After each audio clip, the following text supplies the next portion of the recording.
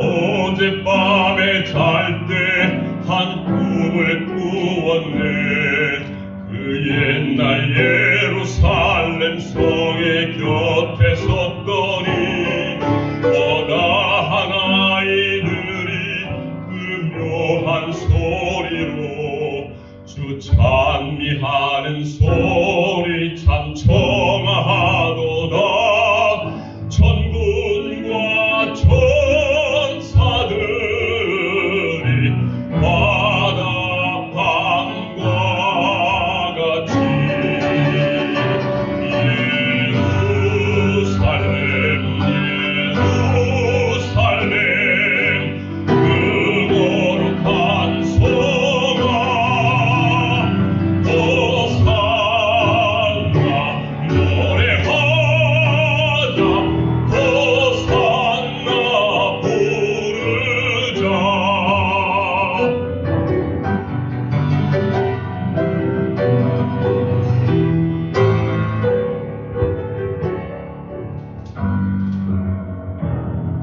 그 꿈이 다시 변하여 그 길은 고요코 호산나 찬미 소리 들리지 않는다.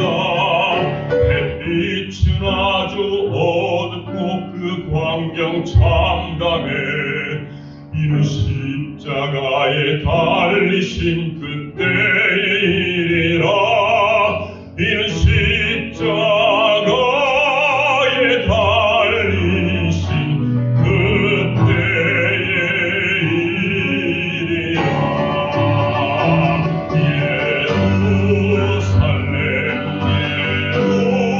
예루살렘 그 거룩한 성아 호산나 노래하자 호산나 부르자.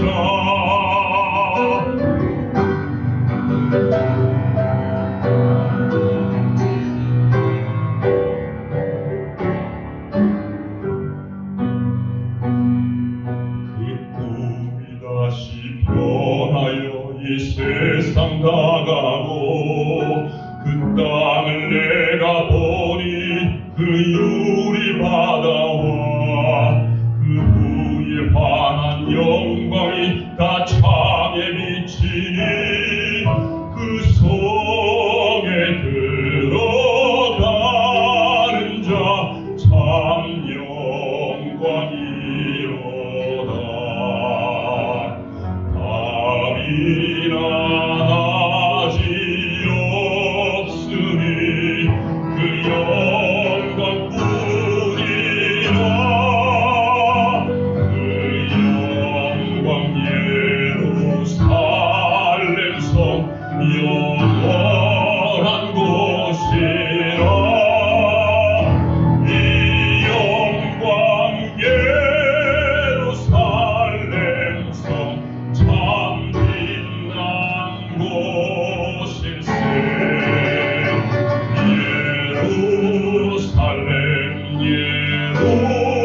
예루살렘 그 거룩한 성아 호산나 호산나 부르자. 호산나 노래하자.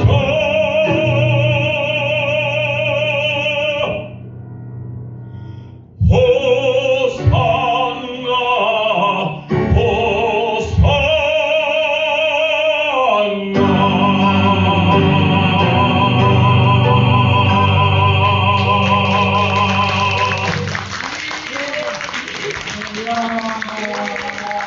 다시 한번 하나님께 영광의 박수 드리겠습니다. 제가 이 자리에 오기 전에 성령님이 먼저 와 계셨고요. 제가 여기에 오는 열정, 그 정성보다도 하나님의 성령의 역사는 더 강력하게 일어나게 될 줄로 믿습니다. 우리 다 같이 한번 말씀의 제목 따라 하겠습니다. 감격스러운 축복에 참여하라. 감격스러운 축복에 참여하라. 이 말씀으로 여러분들 은혜를 나눌 때에 여러분들에게 심령에 놀라운 축복의 역사 일어나기를 간절히 축원합니다. 우리에게는 말이죠, 세상 사람들이 가지지 못한 한 가지 프리미엄 특권이 있습니다. 그게 뭐냐면은 우리는 하나님의 자녀라는 이야기예요. 하나님의 자녀라는 이야기는 하나님과 나는 한 가족이라는 이야기죠. 로얄 패밀리예요. 이거보다 귀한 특권이 없습니다. 이 귀한 특권을 주신 우리 하나님께서 우리에게 이 땅에 살면서 우리가 쪼그라들기를 원하실까요? 자신 없는 모습으로 살기를 원하실까요? 아니요.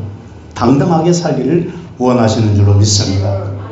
저 북유럽에 가면은 담비라고 하는 동물이 하나 있어요.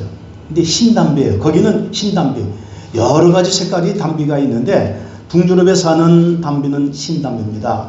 근데 흰 담비가 너무 자태가 곱고 털이 곱기 때문에 예전에 귀족 부인들이 흰 담비 모피를 그렇게 즐겨해가지고 사냥꾼들이 사냥하는 제1 사냥감이었습니다. 근데 지금은 보종이 되었죠. 함부로 사냥하면 안 됩니다. 근데 이 담비를 사냥하기 위해서 사냥꾼이 아주 특별한 사냥법을 개발했습니다. 이 담비는 항상 자부심이 있어요. 나는 흰 털을 가지고 있어. 나는 우아한 모습으로 살아갈 거야. 그래서 자기 털에 조금이라도 때가 묻는 것을 원치 않습니다.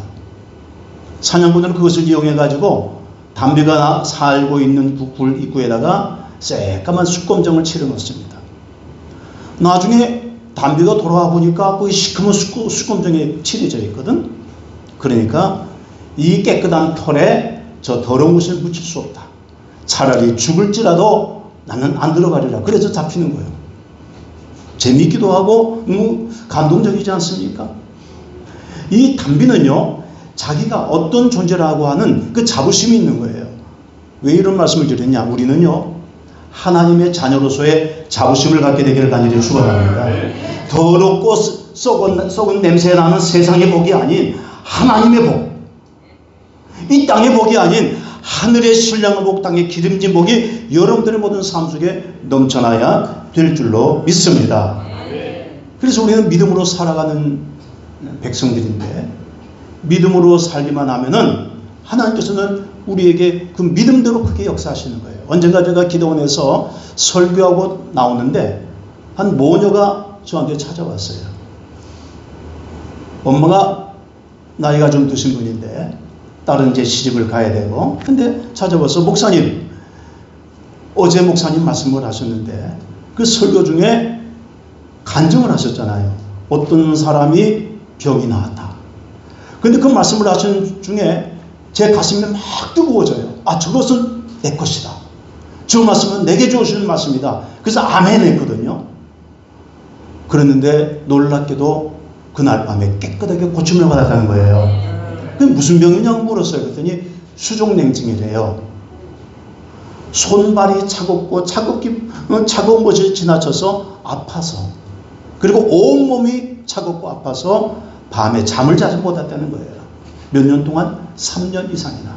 그래서 서울에 무슨 병원이라고 하는 그 병원에 3년 동안 다녔는데 전혀 차도가 없었는데 어제 말씀을 듣고 내가 믿음으로 받아들이고 기도했더니 간밤에 너무너무 안 아프고 시리지도 않고 깨끗하게 잤어요.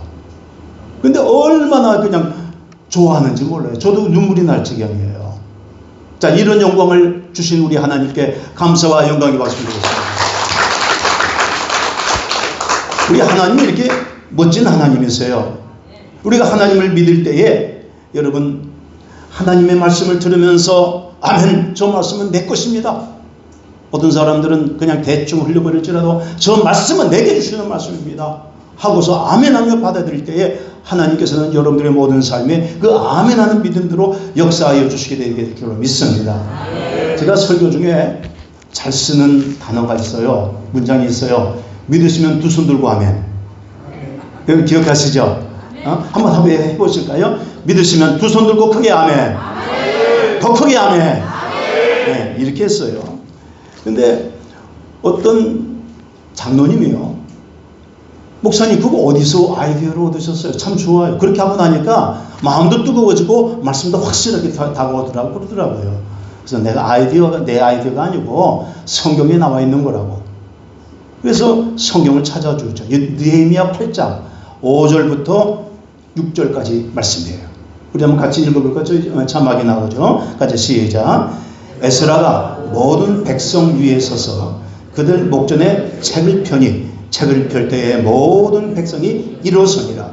에스라가 위대하신 하나님 야훼를 송축하며 모든 백성의 손을 들고 아멘 아멘 하고 응답하고 몸을 굽혀 얼굴을 땅에 대고 야훼께 경배하니라.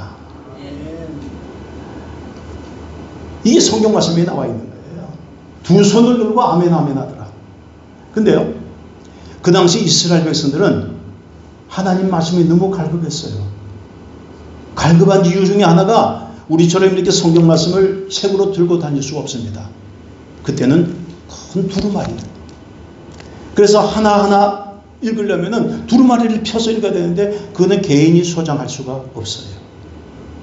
그러니까 하나님의 말씀이 갈급해지니까 너무 견딜 수 없어서 말씀을 잘 가르치는 학사인 에스라를 찾아온 거예요. 찾아와서 말씀을 좀 풀어서 가르쳐 주세요. 우리가 말씀이 너무 갈급해요. 그러면서 나무로 아주 멋지게 강단까지 만들어 주었습니다. 에스라가 거기에 올라서서 하나님의 말씀을 선포하면서 가르치면서 야훼의 이름을 높였습니다. 하나님께 영광 돌립니다. 그랬더니 모든 사람들이 두 손을 번쩍 들고 아멘 아멘 화답의 역사가 일어났고, 그 후에 어떤 반응이 일어난 줄 아십니까? 성도들의 가슴이, 이스라엘 백성들의 가슴이 뜨거워지기 시작했습니다. 회개하기 시작했습니다. 하나님의 은혜가 임했습니다. 성령의 충만한 역사가 그들을 변화시켰습니다. 영적 각성운동이 일어난 거예요. 제가 이 말씀을 하다 보니까 갑자기 생각나는 게 있어요. 제가 1998년도쯤이라고 생각해요. 저 일본 오사카에 부흥회를 갔어요. 나가다 목사님이라고 제일교포 3세가 담임하고 있는 그런 교회에 갔습니다. 일본에서 목회를 200~300명 한다는 것은 굉장히 큰 교회입니다. 근데 300명이 모였어요. 저는 처음에 일본에 갔길래 거기서 우리 한국처럼 뜨겁지는 않을 것이라 그런 상상을 하고 갔거든요. 가면서 놀란 일이 일어났습니다. 딱 들어가자마자 준비 찬송을 하는데 거기에 얼마나 열기가 뜨거운지 몰라요. 강단에 올라서서 하나님의 말씀을 선포하는데, 말씀을 선포하려고 첫 마디를 내딛는 순간 성도들이 전부 다 일어나는 거예요. 아까 여기 말씀 우리가 느헤미야 읽었는데 다 일어섰다고 그러지 않았어요? 일어서는 거예요. 그리고 한마디 떨어질 때나 문장 하나하나 떨어질 때마다 아멘 아멘 하는데, 그들은 마치 훈련된 사람처럼 문장 하나에 아멘 아멘 하는 거예요. 제가 부흥회를 인도하러 갔다가 제 마음의 부흥이 일어났습니다. 은혜를 끼치러 갔다가 제가 은혜를 받았습니다. 아, 그렇구나. 그래서 그 이후부터 제가 잘 사용하는 단어가 두 손 들고 아멘이에요. 사랑하는 성도 여러분들이요, 여러분들의 가슴 속에 하나님께서 주시는 그 믿음으로, 확신으로 가득 차 일어나기를 주님의 이름으로 축원합니다. 믿으시면 두 손 들고 크게 아멘. 참 좋은 교회가 이 춘천 지역에서 작지만 알찬 교회예요. 점점 더 많이 모이는 교회예요. 이 교회에 하나님의 성령의 불같은 역사가 일어나기를 간절히 축원합니다. 그리고 새해가 되었으니 하나님께서 주시는 하늘의 놀라운 복들이, 하나님의 축복이 여러분 가운데 있기를 간절히 축원합니다. 오늘 말씀 다 같이 다시 한번 따라하겠습니다. 감격스러운 축복에 참여하라. 감격이 뭔 줄 아십니까? 감동을 하긴 하는데 거기에서 지나쳐가지고 눈물이 나는 감동이에요.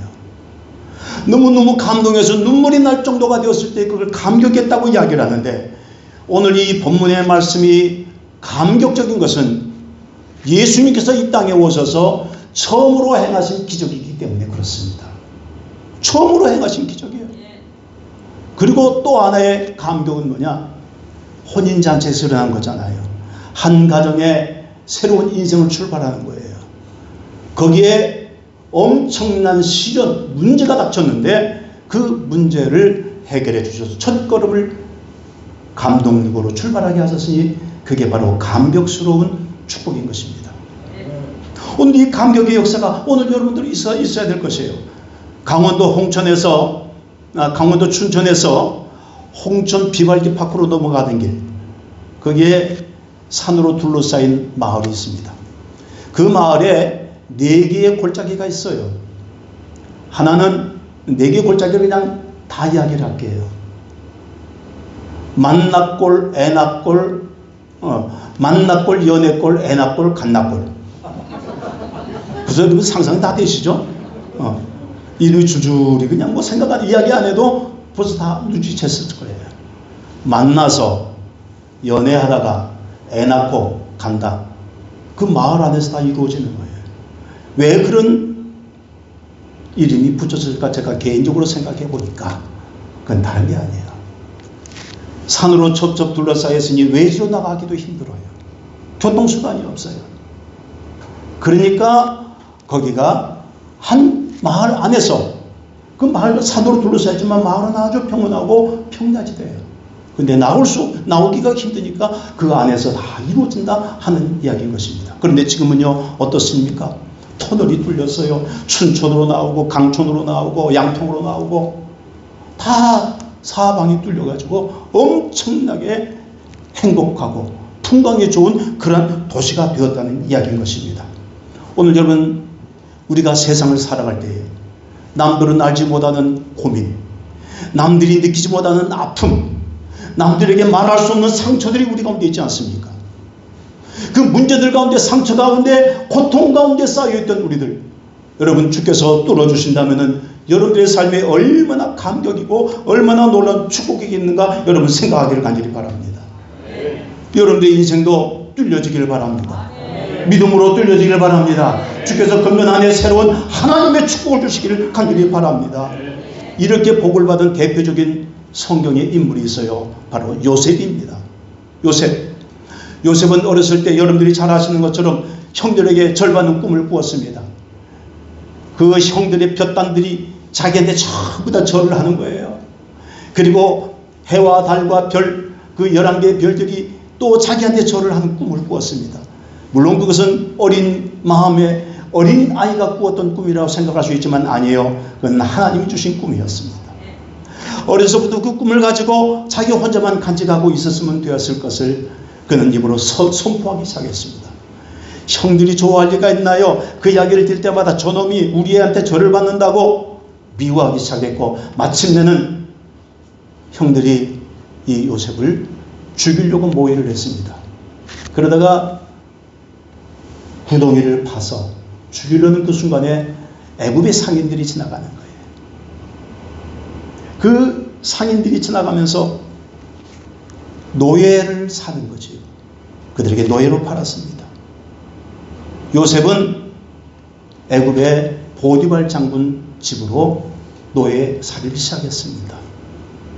거기서 또 문제가 생겼습니다. 억울한 일을 당한 거죠. 그 와이프가, 보디발 장군의 아내가 하룻밤만 자자고 유혹을 하는데 유혹을 뿌리치고 나오다가 옷옷이 벗어졌거든. 겉옷을 팽개치고 나오다 보니까 모함을 당했어요. 누명을 썼어요. 그래서 다시는 나올 수 없는 감옥에 갇히게 되었습니다. 그렇게 그 고통의 세월들이 몇 년 지났냐? 13년이 지납니다. 죽을 뻔한 위기에서 노예에서 또 감옥으로, 그 13년의 세월을 지나는 동안에 요셉의 인생은 끝이 났다고 많은 사람들이 생각할 것입니다. 우리는 성경을 통해서 요셉이 나중에 성공했다는 이야기를 들었지만은, 그러나 그때의 결말을 알지 못하는 사람들, 그 과정을 지켜보는 사람들은 저 요셉은 이제 끝났어, 이제는 별 볼일 없는 사람이야. 아버지는 이미 죽었다고 생각했고요. 근데 13년 만에 하나님께서 그를 올려주신 줄로 믿으시길 바랍니다. 애굽의 바로왕이 꾼 꿈을 해몽해 주었거든요. 7년 풍년이 다가오고, 그리고 풍년 다음에 7년 대흉년이 다가온다 하는 것을 가르쳐 준 거예요. 바로가, 야 요셉, 네가 참 나의 후계자가 될 만하다. 그 자리에서 애굽의 왕, 애굽의 왕을 파라오라고 그러는데 성경은 바로라고 이야기를 합니다. 이 바로가 애굽의 왕이 요셉을 국무총리의 총리 대신에 앉히면서 이렇게 얘기합니다. 자리는 보좌에는 내가 앉았지만은 권세는 네가 다 가져라. 온 나라를 네가 다 다스려라. 그리고 7년 대풍년이 다가왔습니다. 요셉은 창고와 곳간에다가 백성들로부터 그 남아도는 양식들을 다 쌓아놓기 시작했습니다. 그리고 거짓말같이 7년 대풍년이 다가왔습니다. 그러나 이스라엘 애굽 사람들은요 전혀 양식 걱정이 없어요. 창고와 곳간에 쌓아둔 것을 나눠주고 제공해 주니까요. 주변의 나라들도 똑같이 그 7년 대흉년을 그 가뭄을 겪게 되니까 곡식을 사러 옵니다. 양식을 사러 옵니다. 많은 돈을 가지고 금은 보화를 싸들고 와서 곡식을 사가는데 형들도 왔어요. 형들은 요셉이 저 자리에 앉아 있을 것이라는 상상도 못했습니다. 요셉은 알았죠. 형들을 보는 순간 알았죠. 형들이 나중에 알게 됩니다. 저 보좌에 앉은, 저 높은 자리에 앉은 총리 대신이 바로 요셉이구나. 우리가 죽이려고 했던, 우리가 못살게 그렸던 그 요셉이구나 깨닫게 되었습니다. 살려달라고 손이 발이 되도록 싹싹싹싹 빌면서 애원했습니다. 그때 요셉은 이렇게 말합니다. 내가 형들 죽일 거야. 나한테 못살게 했잖아. 내가 원수 갚을 거야. 그러지 않았습니다. 형들 염려하지 마세요. 내가 형들뿐만 아니라 당신의 가족들 모두가 내가 책임지겠습니다.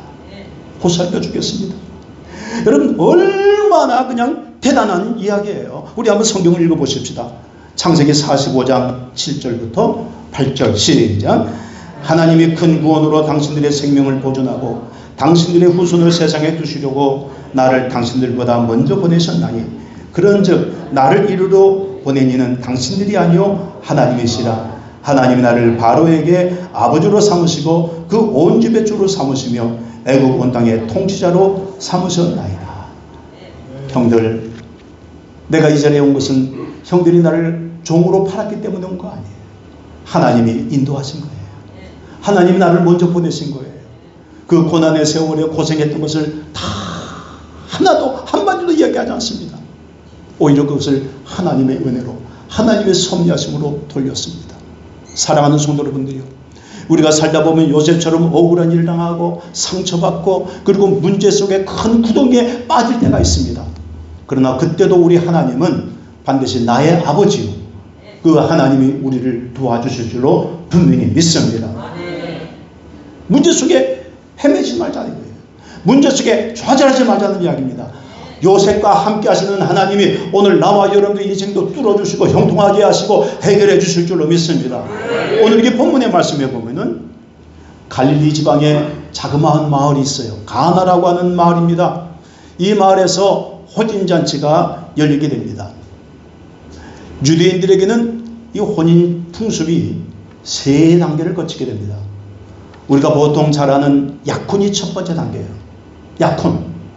근데 이 약혼하고 나면은 한 1년 동안은 결혼하지 않고 지내야 돼요. 6개월 쯤 되었을 때에 정혼을 하게 됩니다. 정혼을 하게 되면은 약혼한 것과 조금 달라요. 어떻게 다르냐? 법적으로 부부로 승인된 거예요. 그때는 이혼도 안 됩니다. 이혼하면 이혼 증서를 써줘야만 해요. 그래서 6개월 후부터는 남편과 아내로 불러줍니다. 신랑 신부가 아니에요. 하지만 같이 동거할 수도 없고 동침할 수도 없습니다. 계속해서 정혼의 기간이 1년이 찰 때까지 기다려야 합니다. 1년이 찬 다음에는 그들은 결혼을 하게 되는데, 아까 정혼하고 한 그 6개월 이후에는 온 동네의 친지 친척들에게 결혼한다고 선포를 하게 됩니다. 통지하게 돼요. 그래서 많은 음식들을 준비하고 갖가지 것들을 다 준비해 놓죠. 많은 것을 준비해 놓습니다. 준비 기간이 오래되니까요. 근데 그들이 준비하는 음식 중에 가장 핵심적인 것 중에 하나가 뭐냐? 포도주입니다. 이유는 다른 게 아니에요. 이스라엘 나라는 물이 귀합니다. 마실 물, 우리처럼 아주 굉장히 질 좋은 그런 물이 있는 것이 아니라 물이 귀했어요. 그렇기 때문에 그들은 물 대신에 무엇을 사용할까 생각하던 중에 포도 농사가 잘 되거든. 포도로 즙을 만들고 주를 만들어서 포도주가 얼마나 잘 담그느냐에 따라서 그 집안의 가치를 형성하게 됐습니다. 아, 저 집은 포도주 참 잘 담그는 명가야. 그렇게 의시될 수 있는, 과시할 수 있는 그러한 기준이 바로 포도주 담그는 것이었습니다. 근데 문제가 생겼죠. 포도주가 떨어진 겁니다. 근데 그 혼인잔치에 참여했던 사람들 중에 누가 왔을까요? 예수님의 어머니인 마리아가 왔습니다. 친척관계예요. 친척관계는 여기 왔어요. 그러니까 예수님도 초청을 받았죠. 예수님이 초청받으니까 예수님의 제자들도 초청을 받아서 온 거예요. 같이 참여하고 있는데 마리아가 그 사실을 듣더니 예수께 와서 이렇게 이야기합니다. 여기 포도주가 떨어졌다. 포도주가 떨어졌다. 처음에 예수님께서는 그 이야기를 하셨을 때 거절을 했습니다마는 마침내 그 좋지 않은 물을 가지고 포도주를 만드는 첫 표적, 첫 기적, 놀라운 축복을 베풀어 주신 줄로 믿습니다. 자, 여러분 보세요. 잔치집에 포도주가 떨어졌으면 그거는 초상집으로 바뀔 수 있는 거예요. 슬픔이 있고 망가질 수 있는 그런 일인데 거기에서 예수님이 해결해 주셨으니 그 사실을 아는 사람들은 감격스러운 축복이라는 것입니다. 자, 그렇다면 우리들도 어떻게 하면 금년에 감격스러운 축복에 참여할 수 있는 존재가 될까요? 첫째로 따라합시다. 삶의 우선순위를 기억하라. 여러분들의 삶의 우선순위는 무엇이라고 생각하십니까? 선과 후가 있어야 돼요. 무엇을 먼저 해야 될지, 무엇을 나중에 해야 될지 우리가 알아야 되는데, 여러분, 어른들은 한 가정이 행복했으면 좋겠다. 또 학생들은 공부 잘해서 좋은 학교 갔으면 좋겠다. 또 사업가는 사업이 잘 되었으면 좋겠다. 또 직장인들은 좋은 회사 다녔으면 좋겠다. 그런데 이 모든 게 누구에게서 옵니까? 하나님께로부터 오는 거예요. 사람이 아무리 주려고 해도 때로는 날아가 버릴 수 있거든요. 하나님께서 주셔야만 됩니다. 성부와 성자와 성령 삼위가 일체가 되시는 이 하나님께서 우리를 도와주셔야 그 모든 것들이 합력하여 선을 이루는 줄로 믿습니다. 그래서 우리는 삶의 우선순위를 어디에 둬야 되느냐? 하나님 중심으로 살아가리라. 이게 우리의 삶의 우선순위가 되어야 되는 거예요. 사무엘상 2장 7절에 보면은 한나가 이런 고백을 했습니다. 같이 봉독하겠습니다. 야훼는 가난하게도 하시고 부하게도 하시니 낮추기도 하시고 높이기도 하시는도다. 아셨습니까? 여러분들을 높여주시기도 하시고 낮춰주기도 하십니다. 가난하게만 두지 않습니다. 부하게도 만들어주신 줄로 믿으시길 바랍니다. 그러니까 여러분, 높고 낮은, 부하고 가난하게 되는 것 하나님의 손안에 다 달려있는 거예요. 예레미야 18장 6절은 좀 더 우리에게 확실한 이야기를 해줍니다. 같이 읽습니다. 진흙이 토기장의 손에 있음 같이 너희가 내 손에 있느니라. 토기장이는 그릇을 만들지요. 진흙으로 만듭니다. 농로 위에다가 진흙을 올려놓고 그리고 크게 만들든지 작게 만들든지 뾰족하게 만들든지 어떤 모양으로 만들든지 또 어떤 때는 색깔까지 다 토기장의 손에 달려있는 거예요. 오늘 여러분, 우리의 인생은 하나님께서 흙으로 만드셨어요. 진흙 같은 우리 인생이지만은 하나님의 손안에 있으면은 하나님께서 우리를 하나님의 아름다운 모습으로 만들어 주실 줄로 분명히 믿습니다. 그렇기 때문에 히브리서 기자는 이렇게 이야기합니다. 히브리서 12장 2절에 믿음의 주요, 같이요, 믿음의 주요 또 온전하게 하시는 이 예수를 바라보자. 우리를 어떻게 하신다고요? 온전하게 하신다고요. 우리가 믿어야 될 예수님, 믿어야 될 하나님, 그 하나님이 나와 여러분들을 온전하게 하실 분이에요. 금년 1년이 온전하게 되기를 원하십니까? 온전한 축복을 받기를 원하십니까? 여러분들의 가정이, 여러분들의 가족이, 여러분들의 사업장이, 여러분들의 삶의 모든 구석구석마다 온전하게 되기를 원하고 완벽하게 되기를 원하고 하나님의 놀라운 섭리 가운데 들어가기를 원하신다면 여러분, 하나님 중심으로 살아가십시다. 20, 30년 전에 세계적으로 많은 사람들이 성공하기 위해서 성공이라는 단어가 유행한 적이 있었어요. 그 성공이라는 단어가 열풍처럼 몰아쳐서 우리나라도 성공 세미나, 심지어는 성공학까지 생겼어요. 그리고 성공의 비결이 뭘까? 많은 사람들이 찾아다녔고 책까지 출간됐습니다. 그때 가장 유명했던 분이 누구냐면은 스티븐 코비 박사예요. 이 스티븐 코비 박사가 쓴 책, 유명한 책인데 성공하는 사람들의 7가지 습관이라는 그 책입니다. 1500만 부 이상이 팔렸으니까요. 엄청난 거예요. 베스트셀러 중에 베스트셀러입니다. 저도 그 책이 나오자마자 샀어요. 한 3판 정도 나왔을 때 제가 샀거든요. 근데 남들을 성공시켜주던 이 사람이 2011년도에 파산했습니다. 쫄딱 망했어요. 그리고 2012년도 그 다음에는 세상을 떠나갔습니다. 이분이 예수님 믿는 사람이었기 때문에 천국은 갔겠지요. 근데 직구준 기자가 질문을 했습니다. 2011년도에 왜 당신은 파산하셨나요? 성공을 외쳤으면서 왜 당신은 성공하지 못하고 쫄딱 망했습니까?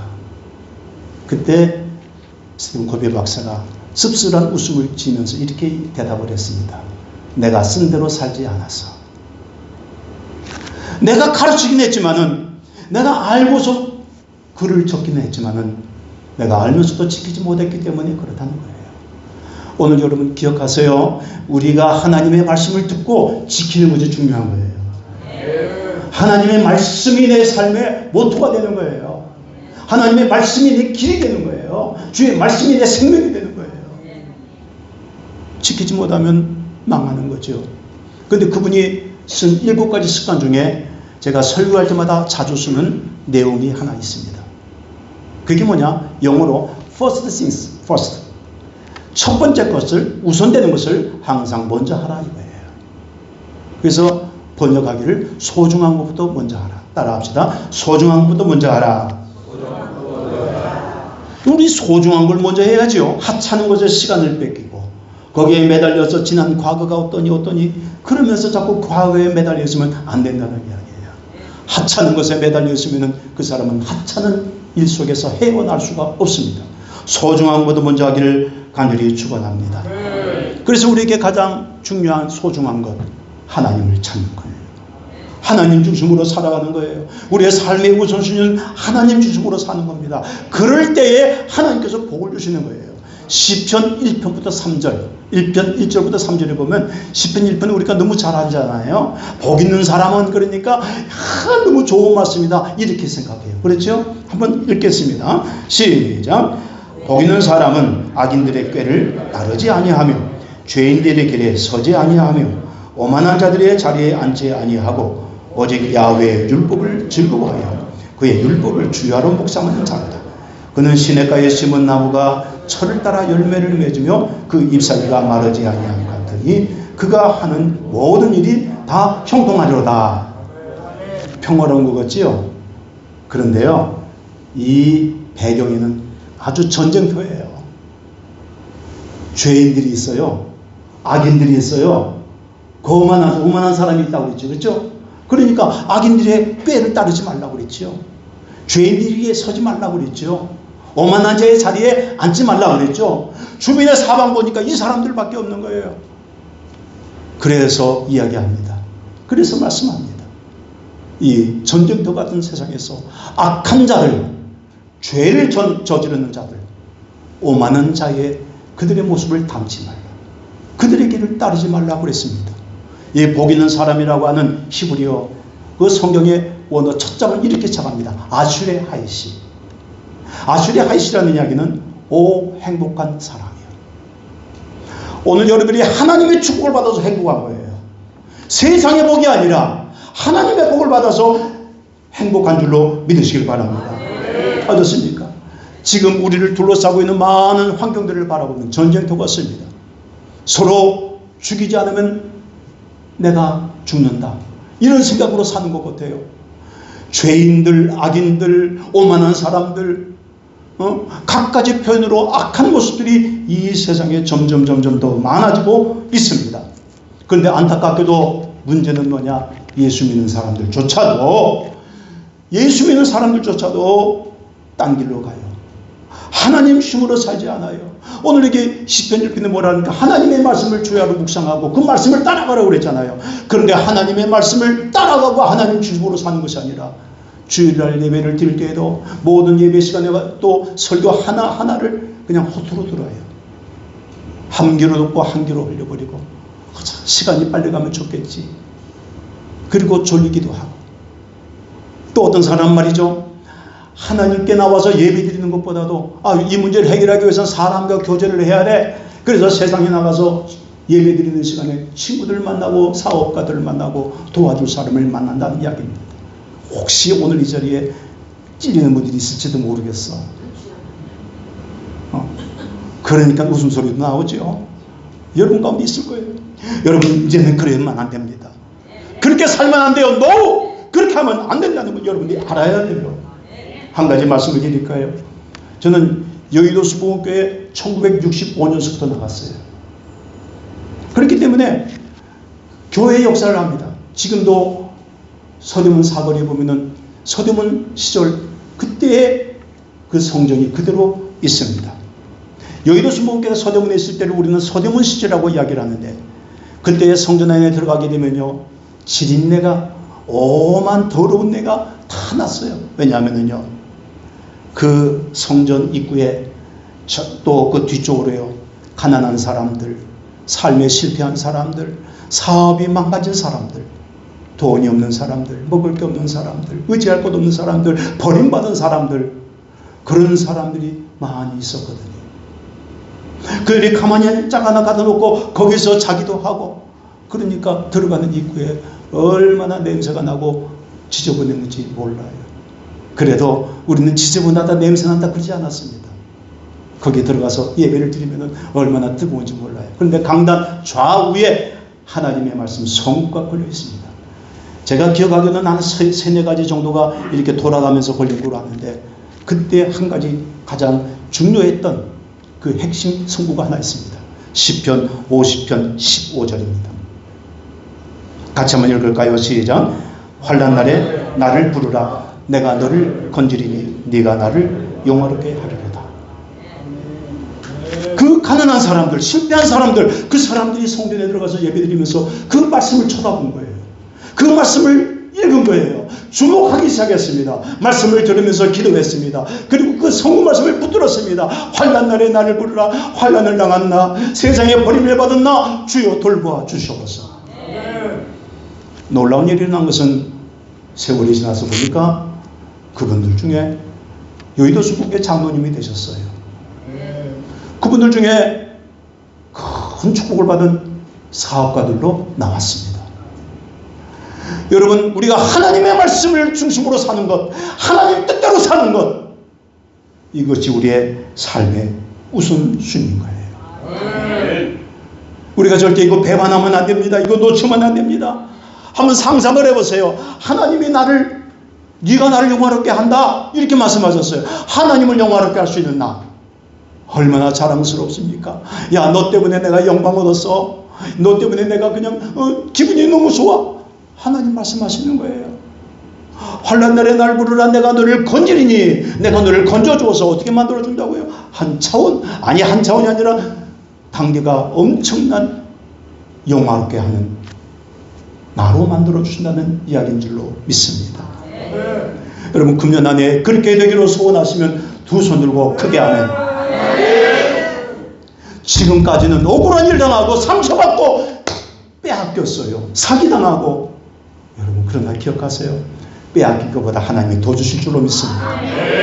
낮춰진 것보다 더 높아질 줄로 믿습니다. 오늘 본문에서 마리아는 한 가지 중요한 사실을 알고 있었지요. 남들은 알지 못하는 사실입니다. 예수님이 하나님의 아들이시라는 걸. 왜? 자기 몸으로 나왔잖아요. 동정녀 처녀인 자기가 어떻게 나와요? 그 남편 요셉하고 정혼한 상태에서 아직 동침도 안 했는데 어떻게 나아요? 성령님으로 나았거든요. 성령이 임케 하셨거든요. 하나님의 아들이라고 선포해 주셨거든요. 그래서 이 마리아는 이 포도주가 떨어졌을 때 그 순간 다 기억한 것이 뭐냐? 예수님만 해결할 수 있다. 조금의 망설임도 없었습니다. 예수께 도움을 요청합니다. 예수님께서 하나님의 아들이신 것을 알고 있었고, 하나님의 아들이신 예수님은 세상 사람과 같지 아니하여 이 기적을 행하실 것을 믿었다는 이야기입니다. 성도 여러분, 기억하세요. 주님이 내 삶의 우선순위, 내 삶의 가장 소중한 중심이 되기를 간절히 바랍니다. 우리가 주님을 떠나면 살아갈 수가 없어요. 주님과 항상 같이 붙어 있어야 됩니다. 내 힘이 없을지라도 주님께 붙어 있기만 하면 주님은 공급해 주시는 거예요. 그 이야기를 성경은 예수님께서 이렇게 말씀하십니다. 요한복음 15장 5절 같이요. 나는 포도나무요 너희는 가지라. 그가 내 안에 내가 그 안에 거하면 사람이 열매를 많이 맺나니 나를 떠나서는 너희가 아무것도 할 수 없습니다. 여러분, 거기다가 나를 떠나서는 이렇게 밑줄을 쳐두시지 동그라미 치면 좋을 것 같아. 나를 떠나서는, 예수님을 떠나서는, 우리 주님을 떠나서는, 하나님을 떠나서는 아무것도 할 수 없다. 그러나 내가 능력이 없어도 붙어있는 거예요. 가지는 붙어있는 것밖에 없어요. 붙어있으면 나무에서 영양분을 공급해주고 수분을 공급해주고 살게 만드는 거예요. 열매를 맺게 하는 거죠.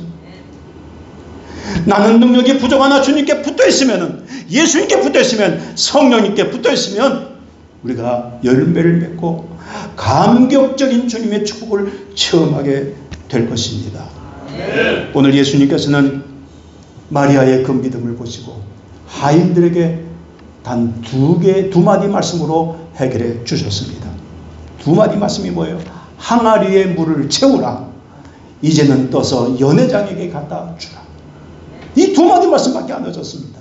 여러분, 주님의 말씀에 이렇게 놀라운 기적이 있고 놀라운 축복이 있고 놀라운 능력이 있는데 그래도 여러분 주님 축복으로 살지 않겠습니까? 어리석은 자지요. 오늘 이 자리에 나오신 여러분들이요, 교회를 더 사랑하세요. 교회 예배에 더 집중하세요. 여기 나오는 거 즐거워하세요. 여기서 눈에 보이지 않지만 우리의 하나님을 만날 때에 성령의 역사가 일어나고 하나님을 만날 때에 내 삶의 모든 것을 주님이 책임지시고 금년 한 해가 진짜로 축복받는 감격스러운 한 해가 될 줄로 믿습니다. 두 번째로 우리가 감격스러운 축복에 참여하기 위해서는 어떻게 되느냐? 부족함을 깨닫고 주님께 매달려야 됩니다. 따라합시다. 부족함을 깨닫자. 주님께 매달리자. 모든 성도들에게 이야기합니다. 주님께 좀 매달려봐요. 매달렸어요. 막 부르짖었어요. 그런데 그 사람은 항상 마음속에 보면 뭐가 있냐? 부족함을 깨닫는 게 없어요. 자기 자신이 보여요. 먼저 부족함을 깨닫고 그 부족하기 때문에 주님 저를 도와주세요. 이 부족함을 깨닫고 주님께 매달려야 돼요. 교만하면 안 됩니다.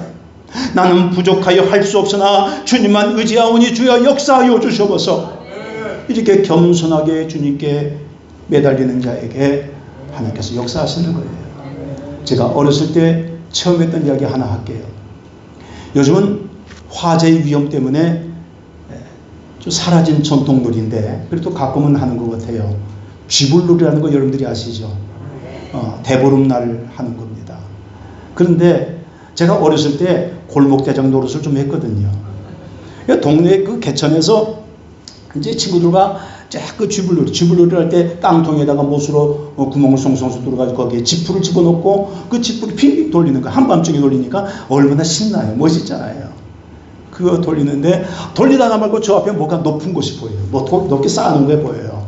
그러니까 저 높은 곳에 올라가면 더 신나겠다. 다 나를 따라오너라. 그러면 쫓아갔지요. 나 혼자 먼저 앞장서서 갔어요. 뒤에 애들도 따라오고. 근데 올라가다 말고 가기도 전에 폭 빠졌어요. 나오지를 못해요. 점점 빠져들어가서 이제는 죽을 것 같아요. 어린 마음에 말이죠. 어른들이 나중에 와서 건져주고 살았는데 그게 뭐냐? 퇴비 쌓아놓은 거예요. 말이 퇴비지요. 뭔 줄 아십니까? 소똥이요, 소똥. 지푸라기 풀 같은 거 좀 섞어 놓긴 했지만 소똥에 빠지고 하마터면 저는 여기서 강단에 서지도 못하고 소똥에 빠져 죽은 사람. 그렇게 끝났을 거예요. 그날 어머니한테도 얼마나 혼났는지 몰라. 근데 그때 어린 마음에 제가 깨달은 교훈이 하나 있어요. 저는 그때 그 교훈을 잊지 않습니다. 교만하지 말자. 높은 데 좋아하지 말자. 내가 올라가려면 하나님이 낮추시는 거예요. 교만하면 안 되는 거예요. 내가 자신을 부족함 알고 주여 도와주세요. 이렇게 기도해야지. 내가 스스로 높아지려고 하면 하나님이 낮추신다. 소똥에 빠져 죽는다. 그 어린 마음에 제가 그 교훈을 얻었단 말이에요. 자, 여러분, 성경 말씀은 우리에게 이걸 이야기해 줍니다. 우리가 부족함을 깨닫고 하나님 앞에 겸손하면은요, 3가지 축복을 약속하여 주셨습니다. 한번 읽습니다. 잠언 22장 4절 시작. 겸손과 야훼를 경외함의 보상은 재물과 영광과 생명이니라. 겸손하면 뭐가 따라온다고요? 재물이 따라오고 영광이 따라오고 생명이 따라오고 얼마나 좋습니까? 이 방법인데도 우리는 자꾸만 내가 높아지려고 그래. 세상에서도 높아지려고 스스로 고개를 빼고 교회에서도 내가 높아지려고 빼고 아니요. 우리가 어떤 직분을 받았든지 그거는 겸손 그것을 벗어나면 안 됩니다. 아셨습니까? 교만은 패망의 순범이요 거만하면 넘어짐의 앞잡이요 물이 높은 곳에서 낮은 곳으로 흐르듯이 겸손한 마음으로 낮아진 그 심령 속에 하나님의 은혜와 축복이 항상 흘러오는 것입니다. 여러분 갈급한 심령으로 주님 앞에 간구하십시다. 제가 오살리 기도원에서 설교하는데 설교하고 나오는데 한 남자분이 시커먼 잠바를 입고서는 머리가 조금 벗어졌어요. 목사님! 그러면서 쫓아오더니 엉엉 울면서 땅바닥에 주저앉아요. 그래서 웬일인가 그렇게 생각을 해서 무슨 일이세요? 그랬더니 목사님 저를 위해서 좀 기도 좀 해주세요.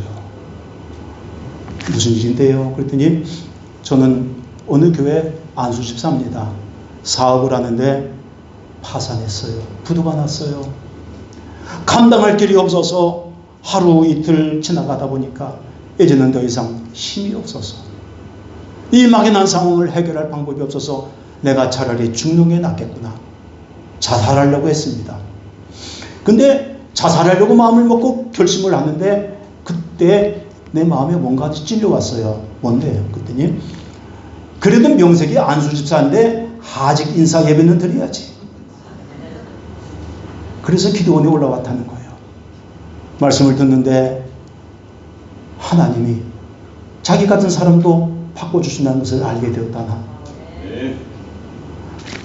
파산할 지경으로 망가진 자기 인생을 주님의 손으로 붙잡아 주시면 된다는 것을 깨달았습니다. 그래서는 위기를 축복으로 바꾸시는 이 하나님을 내가 믿고 다시 한번 도전하리라. 그 마음이 왔습니다. 목사님 저를 위해서 기도해 주세요. 그 이야기 엉엉 울면서 이야기하는 그 기도 소리, 그 대화 소리를 듣고 성도들이요 나오다 말고 전부 다 삥 눌러섰어요. 그 남자 성도에게 물이 손을 얹고 안수 기도하는데 눈에서 내리는 눈물이 바닥을 다 적셨습니다. 코에서는 기차가 왔다 갔다 해. 하얀 기차가 그냥 주르르 내려왔다가 들이키면 올라가고 말이지. 그런데 저는 그때 그 모습을 보았어요. 이 사람을 하나님이 축복하셨을까 안 하셨을까요? 축복하셨어요. 자기의 체면 들고 하고 죽으려고 결심했는데 체면이 무슨 소용이야. 낮아져 겸손하여 무릎 꿇고 기도할 때 하나님께서 그를 어루만져 주시는 거예요. 이러한 기도를 무슨 기도라고 그러냐면 헬라어로 카라라고 그래요. 따라합시다. 카라. 이게 간구하다는 이야기인데 여러분 몸부림치듯이 하나님 앞에 여러분들의 간절한 심령을 내놓고 체면 불구하고 기도하세요. 그게 카라의 기도인 것입니다. 이렇게 카라의 기도 겸손하게 하나님께 매달리면 되는 거예요. 그리고 나의 부족함을 구하면 되는 거예요. 나는 주님밖에 없어요. 주님 저를 붙잡아 주세요. 오늘 이 잔치의 상황이 3절에 나옵니다. 포도주가 떨어진지라. 포도주가 떨어졌다는 가장 중요한 핵심이 떨어졌다는 이야기입니다. 부족하다는 이야기입니다. 오늘 우리들로 인생을 살아가면서 갑자기 건강이 떨어져요. 세상이 떨어져요. 지식이 떨어져요. 모든 게 떨어져요. 떨어지게 돼 있어. 그게 인생의 모습입니다. 모든 인생이 다 그런 거예요. 그러나 여러분 기억하세요. 떨어지고 부족한 그 모든 순간에 우리 주님이 함께 하시면 되는 거예요.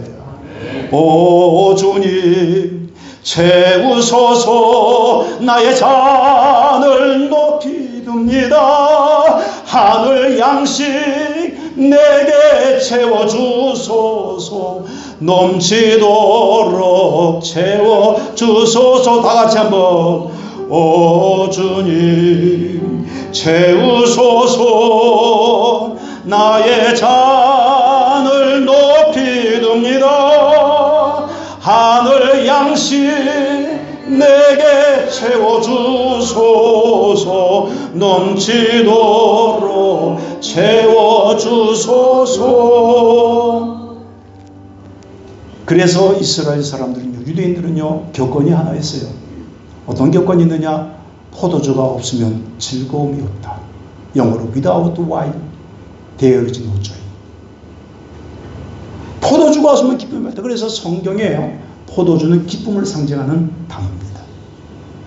오늘 여러분 포도주가 떨어진지라 기쁨이 떨어질 것입니다. 오늘 여러분들이요, 아무리 여러분들이 기쁨이 떨어질 만한 상황이 됐어도 틀렸구나 망했구나 그렇게 말하지 않길 바랍니다. 부정적인 생각을 하지 말기를 바랍니다. 나의 주님이 계시잖아요. 언젠가 한국보건사회연구원이 발표를 했는데 한국 사람들의 97.2%가 부정적인 생각을 가지고 있대요. 습관적으로 가지고 산다는 거예요. 그러니까 우리 한국의 언어가 아이고 죽겠다 그 소리 많이 하잖아요. 그렇죠? 어음에 죽겠네 그러잖아요. 죽겠다고 못 살겠다고 부정적인 생각이에요.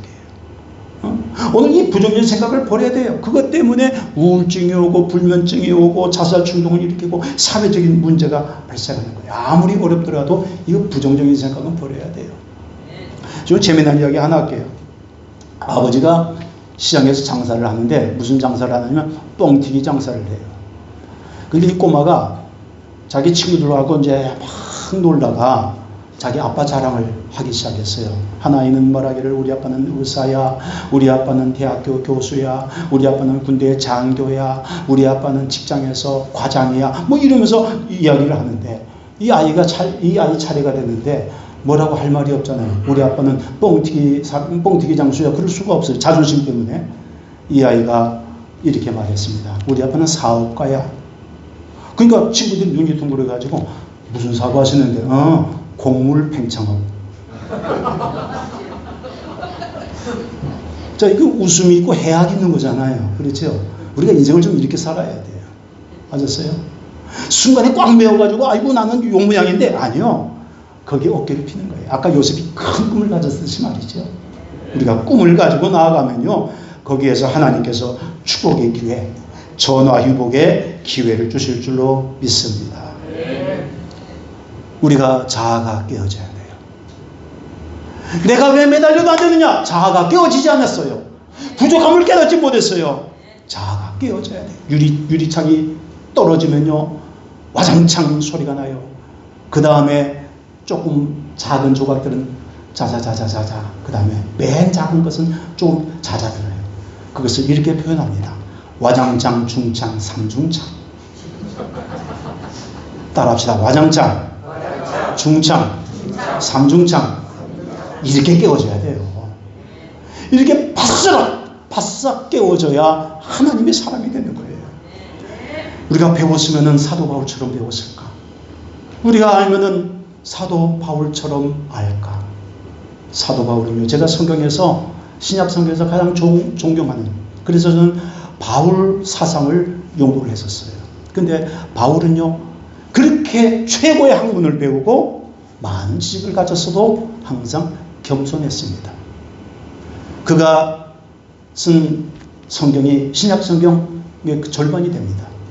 그런데 그 신약 성경 쭉 바울 서신들 읽어보면은 세 가지 단어가 항상 나옵니다. 따라합시다. 영어로 하십시다. in, with, by. in은 뭐냐? 나는 주님 안에, 성령님 안에, 하나님 안에. 둘째, with라고 그랬죠. 함께. 나는 주님과 함께, 성령님과 함께. 함께하는 거, 자기 혼자가 아니에요. 또 하나는 뭐냐? by. 나는 주님에 의해서 모든 것이 움직인다. 주권이 주님께 있다는 거예요. 나와 여러분의 주권이 주님께 있는 거예요. 사도 바울은 이 세 가지 단어를 항상 썼습니다. 주여 저와 함께하여 주셔서 제가 주님 안에 있고 주님이 제 안에 있습니다. 그리고 난 주님과 함께하고 주여 저는 주님께서 하라 하시면 하겠습니다. 가라 가겠고 그것이 저의 신앙입니다. 항상 그렇게 고백을 했습니다. 우리가 익히 아는 빌립보서 4장 13절 같이 한번 크게 읽습니다. 시작. 내게 능력 주시는 자 안에서 내가 모든 것을 할 수 있느니라. 이 말씀을 꼬집어 보세요. 사도 바울은 능력 있는 자라고 그랬지요. 많은 학문 또 예수님 만나기 전에 권세도 가지고 있던 사람이에요. 내가 모든 것을 할 수 있느니라. 그런데 누구 안에서? 내게 능력 주시는 자 안에서 있을 때만이 그렇다는 이야기예요. 그것을 벗어나면 안 된다. 오늘 우리도 마찬가지로 세상에 많은 학문을 배우고 많은 것을 가졌다 할지라도 우리는 이렇게 고백해야 됩니다. 나는 주님 안에 있을 때만이 모든 것을 할 수 있나이다. 이것이 우리의 신앙 고백이 되어야 돼요. 또 하나 성경 빌립보서 4장 18절 읽습니다. 시작. 나의 하나님이 그리스도 예수 안에서 영광 가운데 그 풍성한 대로 너희 모든 쓸 것을 채우시리라. 안에서입니다. 예수 그리스도 안에서. 근데 그리스도 안에 있으면 어떤다고요? 우리의 모든 쓸 것을 풍성하게 채워주신다. 믿습니까? 제가 재작년 여름에 왔지요. 그때 8월 달이었죠. 8월 달. 그때 제가 전한 말씀 중에 이런 게 있었어요. 하나님께서 천지만물을 창조하셨다고 그랬지요. 기억하십니까?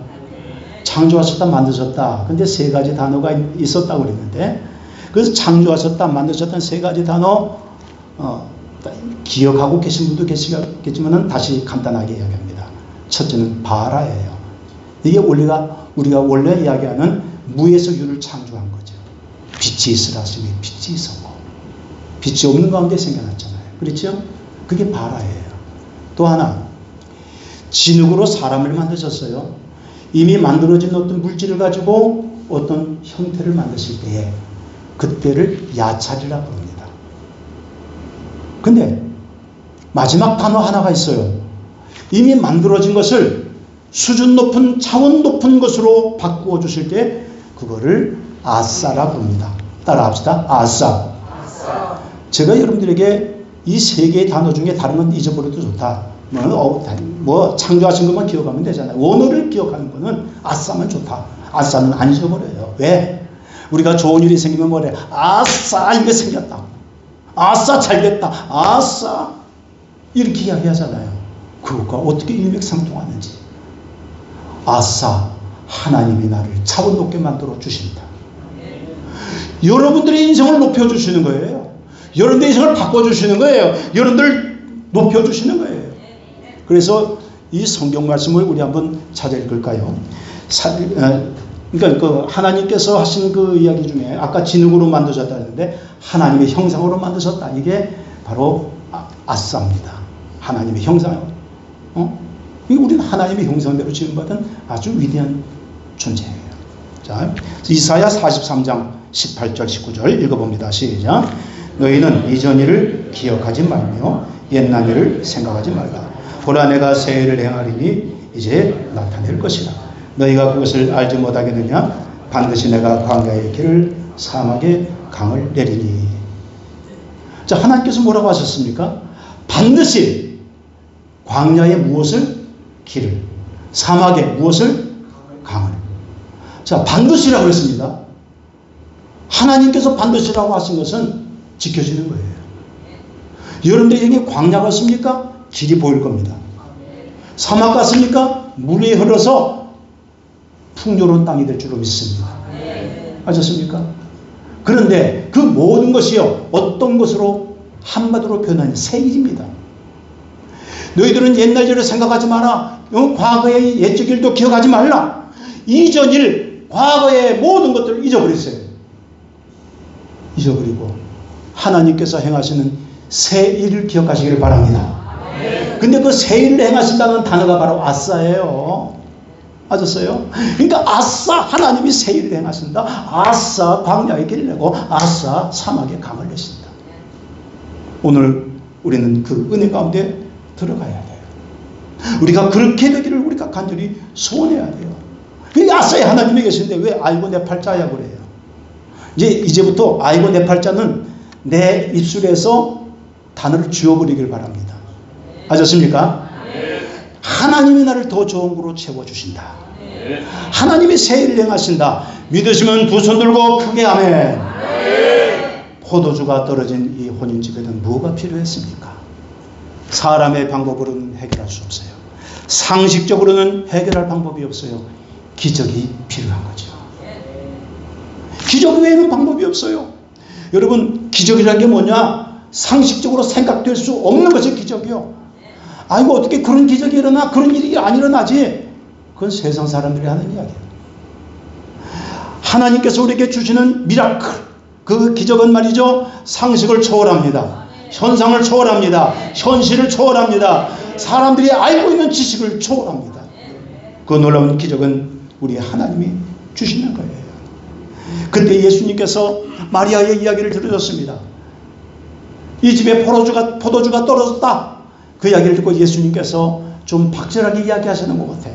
한번 읽어볼까요? 요한복음 2장 4절 시작. 예수께서 이르시되 여자여 나와 무슨 상관이 있나이까? 내 때가 아직 이르지 아니하였나이다. 어떤 분들이 그래요.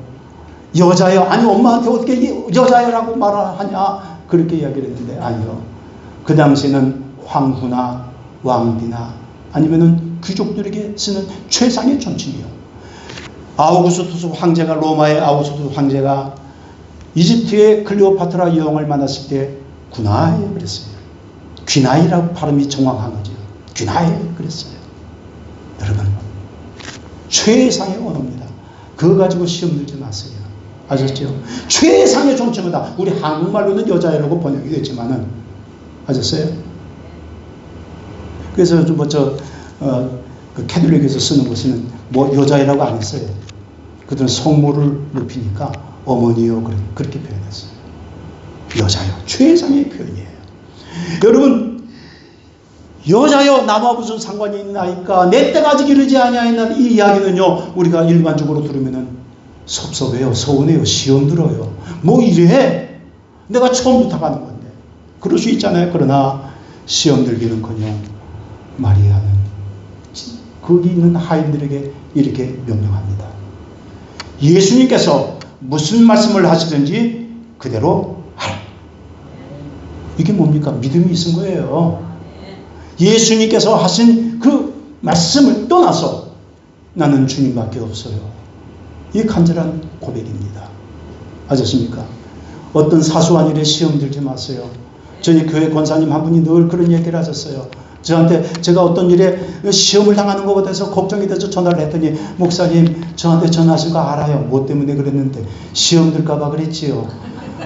저는 알아요. 시험 들면 시험 든 사람이 더 아프다는 거, 시험에 든 사람이 더 나쁘다는 거. 시험에 봐도 나는 시험에 안 들 거예요. 그러더라고요. 여러분, 시험에 들지 마세요. 그리고 믿음으로 나가세요. 끝까지 믿고 강구하세요. 자, 마지막 세 번째로 따라합시다. 온전히 순종하라. 순종하긴 하는데 어떻게 하라고요? 온전히 순종하라. 한번 2장 6절부터 8절 같이 읽습니다. 거기에 유대인의 정결 예식을 따라 두세 통 드는 돌 항아리 6이 놓였는지라. 예수께서 그들에게 이르시되 항아리에 물을 채우라 하신즉 아기까지 채우니 이제는 떠서 연회장에 갖다 주라 하시니 갖다 주었더니. 자, 여러분, 거기 정결 예식에 쓰는 돌 항아리 6개가 있다고 그랬어요. 정결 예식이 뭐냐면요, 그 이스라엘 땅, 그 중동 근종 지방은요, 모래바람이 심해요. 모래먼지가 심해요. 그래서 신발도 숭숭 뚫린 것을 신고요. 그래서 그들이 나갔다가 외출했다가 들어오면은 발이 엉망진창이 되는 거예요. 그래서 발을 씻어야 되는데 발을 씻겨주는 종들도 따로 두었어요. 손도 씻어야 돼요. 음식을 먹기 전에 손을 씻지 않으면 먹을 수 있나요? 씻어야 돼요. 그래서 손과 발을 씻는 것을 정결예식이라고 해요. 그 정결예식에 쓰는 돌 항아리. 그러면 거기에 들어가는 물은 좋은 물일까요? 그냥 보통 물일까요? 보통 물이에요. 좋은 물 아니에요. 손 씻는데 물도 귀한 지방에서 무슨 손 씻는데 최상의 물을 집어넣어요? 안 그렇단 말이죠. 허드렛 물이에요. 그런데 놀랍게도 예수님의 말씀 한마디, 물을 항아리에 채워라. 그리고 갖다 주어라. 연회장에 갖다 주라 그랬습니다. 그랬더니 포도주로 변해 있더라. 그냥 포도주가 아니라 최고, 세상 최고의 빛깔의 포도주로 바뀌어져 있었습니다. 무엇 때문에 그랬을까요? 온전한 순종입니다. 이리 가라 하면 가고 저리 가라 하면 가는, 이것이 진짜 온전한 순종이에요. 아셨습니까? 우리가 끝까지 순종해야지. 어떤 것은 순종하고 요거는 안 할래요. 좀 다음에 할래요. 1년 있다 할게요. 10년 후에 할게요. 사업이 잘 되면 할게요. 여러분, 이게 아니라 주여 지금 제게 말씀하시면 그대로 행하겠나이다. 이게 순종인 거예요. 아셨어요? 미루는 게 아닙니다. 순종은 다음으로 미루는 것이 아니라 지금 당장 하는 거예요. 한번 따라 하실까요? 순종은 축복의 조건이고 기적의 조건이다. 있습니까? 꼭 기억하세요. 허투루 듣지 마세요. 순종은 축복의 조건이고 기적의 조건입니다. 이제 말씀을 마치기 전에 꼭 짚고 넘어갈 게 한 가지 있습니다. 오늘 말씀의 제목이 감격스러운 축복에 참여하라입니다. 그 참여한 사람들이 전원이 참석한 게 아니더라 이거예요. 아주 극소수예요. 9절부터 11절 한번 읽어볼까요? 연회장은 물로 된 포도주를 맛보고도 어디서 났는지 알지 못하되 물도온 하인들은 알더라. 연회장이 신랑에게 불러 말하되 사람마다 먼저 좋은 포도주를 내고 취한 후에 낮은 것을 내거든 그대는 지금까지 좋은 포도주를 두었도다 하니라. 연회장이 하는 가장 중요한 일 중에 하나가 새로운 음식에 나가면은 음식의 맛을 보는 거예요. 맛이 있는지 내놔도 되는지 그거를 주관하는 자가 연회장입니다. 이 새로운 음식이 나오는데 포도주가 새로 나왔어요. 떨어진 것을 알았지요. 그러나 그 떨어진 포도주를 새 것으로 바꿔서 새로운 포도주로 예수님이 만드신 것을 맛보았을 때에 그때 그는 이것만 알았어요.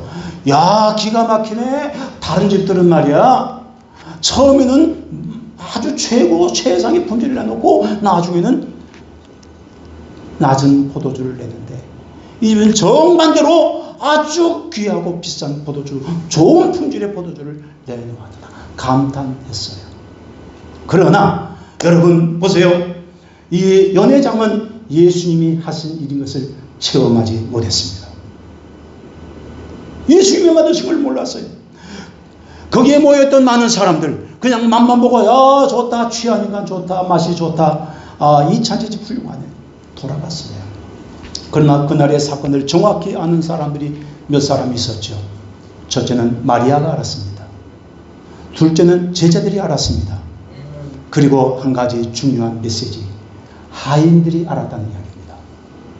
하인들은 절대적인 순종을 했잖아요. 아이고 무슨 지금 포도주가 떨어졌는데 물을 갖다 부으라고, 그것도 좋은 물도 아니고, 그리고 물을 갖다 부었더니 실컷 땀을 흘리면서 갖다 부었더니 또 다시 이걸 갖다가 나눠주라고? 말도 안 돼. 따지지 않았습니다. 의심하지 않았습니다. 묻지도 따지지도 않고 순종한 것입니다. 여러분, 우리는 이게 중요하다는 거 알아야 돼요. 감격적인 축복에 참여할 수 있는 사람은 맛만 보고 가는 사람이 아닙니다. 예배 시간에 나봤더니 교회 분위기 좋더라, 목사님 말씀 좋더라, 우리 목사님 참 잘생겼더라, 그것만이 아니에요. 교회가 아름답더라, 그것만이 아니에요. 여러분, 그것만 알면은 큰일 납니다. 내가 체험해야 됩니다. 내가 하나님의 은혜를 체험해야 되고, 가장 큰 기적은 내가 변화되는 겁니다. 오늘 여러분들의 인생이 변화되기를 주님의 이름으로 축원합니다. 그게 가장 귀한 축복인 거예요. 주님 중심으로 살겠나이다. 저의 연약하고 부족함을 채워주소서. 이제부터 순종하며 살겠으니 하나님의 감격스러운 축복을 누리며 살게 하소서. 이것이 오늘 이 시간에 여러분들의 기도가 되기를 간절히 축원합니다. 그렇게 하기로 작정하시면 두 손 높이 들고 크게 아멘. 우리